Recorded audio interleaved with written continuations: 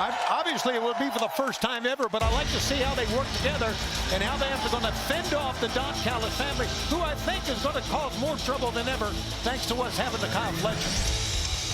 And the opponent from Osaka, Japan, weighing 232 pounds, he is the NJPW World Television Champion, the Alpha Konosuke Takeshita.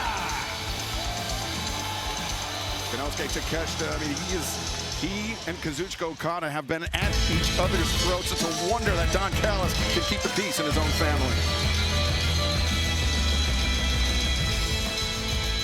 His partners, Godzilla, Mark Davis, and Andrade El Idolo. Nigel, it seems like Andrade El Idolo, he has his eyes on MJF and the AEW World Championship, but the financial incentives MJF has provided Don Callis seem to keep Andrade and the rest of the family occupied doing MJF's bidding.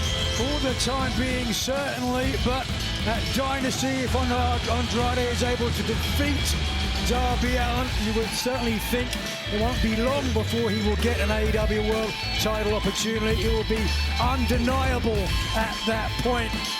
But I think the bigger question right for now is how are their opponents going to coexist given the history between Jack Perry and Darby Allin.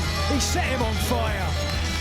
He most certainly did. Darby Allin set Jack Perry on fire, but Tony, I think that speaks to the gravity of how disgusting MJF and Don Callis, I mean, disgusting on their own, but when they're paired together, it can mend fences between Darby Allin and Jack Perry. Yeah, they're common enemies. I don't think there's any question about that.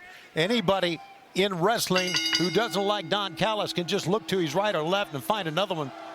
But one thing that I've noticed, and I think the cameras noticed this as well, Darby Allin kept his eyes on Andrade the entire time Andrade El Idolo came down the ramp, went to ringside, and now, as right before these two get it on Sunday, look at this. Andrade, what is this all about? Andrade trying to play some games with Darby Allin as now Konosuke Takeshita enters the fray for the Don Callis.